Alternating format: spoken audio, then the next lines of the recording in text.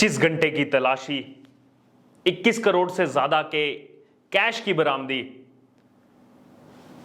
सोने जवाहरात, विदेशी भंडार, यह सब मिला है पश्चिम बंगाल में ईडी की रेड के बाद ममता बनर्जी के करीबी और टीएमसी के बड़े नेता महामंत्री पार्थ चैटर्जी के साथ संबंधित जो शिक्षक भर्ती घोटाला चल रहा है, जिसकी जांच चल रही है सीबीआई और ईडी की तरफ से, उसमें ये सब चीजें बरामद हुई हैं।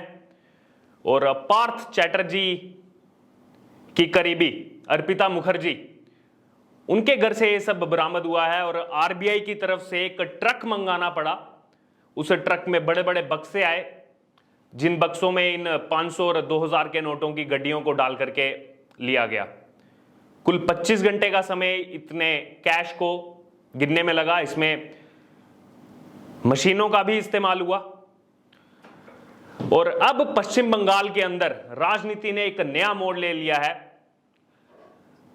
हमेशा से केंद्र सरकार पर, भारतीय जनता पार्टी पर हल्ला बोलने वाली टीएमसी और ममता बनर्जी इस मुद्दे पर चुप्पी साधे हुए दिखाई दे रहे हैं। यह जो इतना बड़ा केस है शिक्षक भर्ती घोटाला,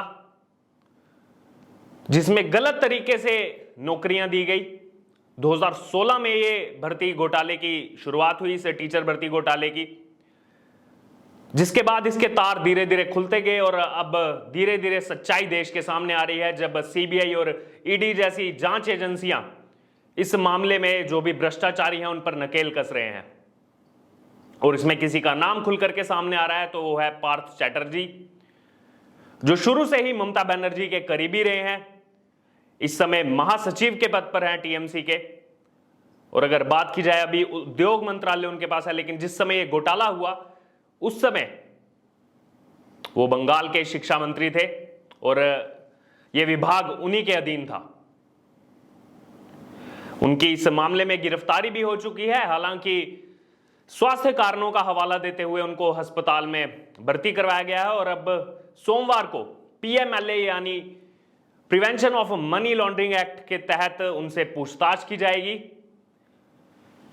क्योंकि उनकी करीबी अर्पिता मुखर्जी के घर से जो कैश बरामद हुआ है उसके साथ जो लिफाफे वहां से पाए गए हैं, उसमें पश्चिम बंगाल के शिक्षा विभाग के लिफाफे वो हैं, उसमें मुहर लगी हुई है शिक्षा विभाग पश्चिम बंगाल की। और उन्हीं लिफाफों के अंदर से ये 2000 रुपए की गड्डियां अलग पाई गई और 500 रुपए की गड्डियां अलग पाई गई। अब इस मामले में कहीं ना कहीं तृणमूल कांग्रेस बैकफुट पर दिखाई दे रही है।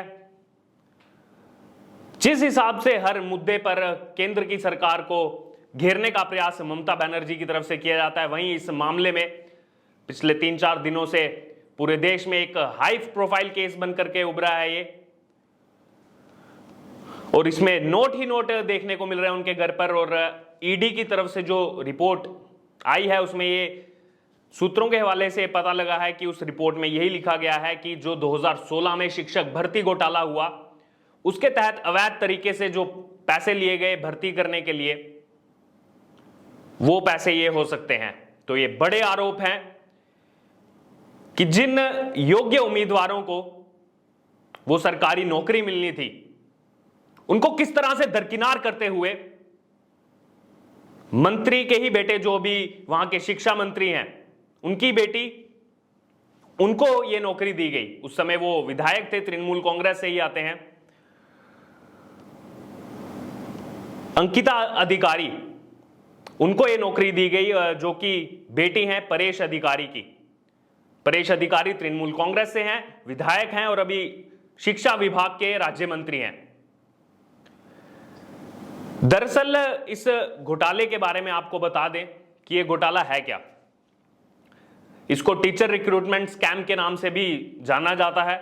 और दरअसल 2016 में राज्य के माध्यमिक शिक्षा बोर्ड के तहत शिक्षण और गैर शिक्षण पदों पर 20 उम्मीदवारों का चयन होना था, जिसके लिए लिखित परीक्षा हुई। और उस परीक्षा होने के बाद 2017 में जब उसका नतीजा सामने आता है तो उसमें 20 उम्मीदवारों का चयन होता है, जिसमें सिलीगुड़ी से आने वाली बबीता सरकार, उनका नाम 20वें नंबर पर था। लेकिन कुछ ही दिनों के अंदर उस सूची को रद्द कर दिया जाता है। अब जैसे ही वो सूची रद्द होती है, उसके बाद एक नए तरीके से एक सूची को निकाला जाता है, जिसमें पहले नंबर पर दिखती हैं अंकिता अधिकारी। जैसा कि मैंने आपको बताया, टीएमसी से जुड़े हुए नेता परेश अधिकारी की वो बेटी हैं, उनका नाम उस लिस्ट में पहले नंबर पर डाल दिया जाता है और 20वें नंबर पर आने वाली बबीता सरकार को उस लिस्ट से ही बाहर कर दिया जाता है। उनका नाम उस वेटिंग लिस्ट में डाल दिया जाता है, जिसके बाद उनके पिता कोर्ट में जाते हैं और उसके बाद धीरे धीरे इस मामले में सच्चाई जनता के सामने आती है कि किस तरह से बैकडोर एंट्री करवाते हुए टीएमसी के नेताओं के करीबियों की, उनके घर के लोगों की इसमें भर्ती हुई। और जैसे ही उसके बाद कोर्ट की तरफ से आदेश दिया गया, एक समिति बनाई गई, समिति का जो है गठन किया गया और इस मामले में आगे जांच हुई। और जांच होने के बाद सिर्फ इन 20 उम्मीदवारों के लिए ही नहीं, बल्कि ग्रुप सी और ग्रुप डी में भी जो भर्तियां हुई थी, उसमें एक बड़ा खुलासा हुआ कि ग्रुप सी के तहत लगभग 400 और ग्रुप डी के तहत 600 से ज्यादा नियुक्तियां जो पश्चिम बंगाल के अंदर हुई हैं वो अवैध हैं, गलत तरीके से हुई हैं। और अब जो ये बड़ी मात्रा में जो कैश पकड़ा गया है या फिर जो सोने जवाहरात मिले हैं, विदेशी मुद्रा मिली है, इनका लिंक सीधे सीधे इन भर्तियों के साथ जोड़ा जा रहा है, क्योंकि वहां पर कुछ दस्तावेज भी मिले हैं ईडी को अपनी कार्रवाई के दौरान, जब तलाशी अभियान उनका चल रहा था उस दौरान। और उसमें जो है ऐसे दस्तावेज प्राप्त हुए हैं जो पश्चिम बंगाल के शिक्षा विभाग से जुड़े हुए हैं। अब जब टीएमसी से इस मामले पर पूछा गया तो टीएमसी ने इन सभी आरोपों को खारिज कर दिया कि जिसके घर से पैसे की बरामदी हुई है अर्पिता मुखर्जी, उनका पार्थ चैटर्जी से कोई लेना देना ही नहीं है। लेकिन ईडी का इस मामले में कहना है कि पार्थ चैटर्जी की तरफ से 2019 में 2020 में जो दुर्गा समिति बनाई गई, उस अभियान में अर्पिता मुखर्जी प्रमुख प्रचार प्रसार के अभियान में उनके साथ जुड़ी हुई थी और उनके प्रचार प्रसार अभियान का चेहरा थी। तो कहीं ना कहीं फिर से टीएमसी के झूठ का पर्दाफाश यहां पर हो गया है। देश की जांच एजेंसियों ने लगातार पश्चिम बंगाल में जिस तरह से भ्रष्टाचार की खबरें आ रही हैं उसका खुलासा किया है देश के सामने।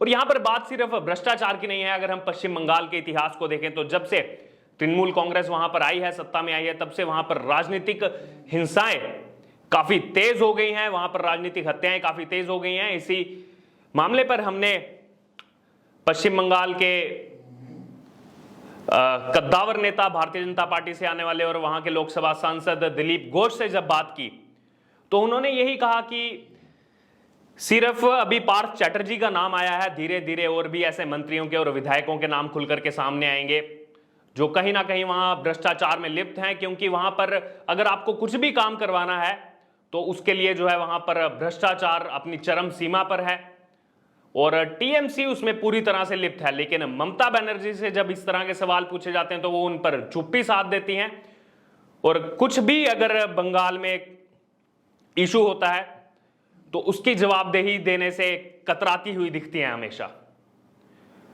और अपने आप को वो जिस हिसाब से 2024 लोकसभा में प्रेजेंट कर रही हैं कि मैं जो है आगे चल करके विपक्ष की उम्मीदवार बन सकती हूं, तो उससे पहले उनको अपने घर में झांक कर देखना चाहिए, टीएमसी के गढ़ में झांक कर देखना चाहिए कि यहां पर कितने भ्रष्टाचारी पल रहे हैं। और वहीं अगर बात की जाए टीएमसी की इस मामले में तो कुछ ज्यादा यहां पर उनकी तरफ से जो है सफाई नहीं दी जा रही, बल्कि चुप्पी साधी हुई है और इस तरह की बातें सामने आ रही हैं। टीएमसी के कार्यकर्ता ये सब बातें बोल रहे हैं कि हम इस मामले पर नजर बनाए हुए हैं। अब इतना कैश मिलने के बाद, 21 करोड़ से ज्यादा कैश मिलने के बाद, इतनी सब चीजें सामने आने के बाद, जांच एजेंसियों की इतने पूछताछ के बाद जब सच देश के सामने आया है, उस पर भी टीएमसी जो है मामले पर अगर नजर बनाए हुए है तो फिर कभी भी किसी स्टेप पर भारतीय जनता पार्टी के, केंद्र सरकार के किसी भी स्टेप पर हल्ला बोलने वाली टीएमसी और ममता बनर्जी को पहले सोच विचार कर लेना चाहिए कि किसी राष्ट्रीय मुद्दे पर बोलने से पहले हमें अपने पश्चिम बंगाल में, इतने बड़े राज्य में, वहां के लोगों के लिए उनकी जवाबदेही है, लेकिन उस पर वो कुछ भी बोलते हुए दिखाई नहीं देती हैं। और अगर बात की जाए भारतीय जनता पार्टी की, तो उनके हमले जो हैं तेज हो चुके हैं। शुभेंदु अधिकारी जो कुछ समय पहले टीएमसी में थे, उसके बाद भारतीय जनता पार्टी का दामन उन्होंने थामा था, उन्होंने भी बड़े आरोप लगाए हैं और कहा है कि ये तो अभी सिर्फ ट्रेलर है, धीरे धीरे और सच्चाई देश की जनता के सामने आएगी और टीएमसी के जितने काले चिट्ठे हैं वो खुल करके देश के सामने आएंगे। और अब देखना होगा इस मामले में आगे बढ़ करके, जैसे ही अब सोमवार को कार्रवाई होती है आगे और जांच आगे बढ़ती है, तो क्या क्या नए खुलासे देश के सामने आएंगे, उस पर हमारी नजर बनी हुई है। और आपका क्या सुझाव, आपकी क्या राय है इस पर, आप कमेंट बॉक्स में हमारे साथ शेयर कीजिए। और इससे जुड़े तमाम अपडेट के लिए बने रहिए हमारे साथ। हम फिर से मिलेंगे एक नई वीडियो में एक नए अपडेट के साथ।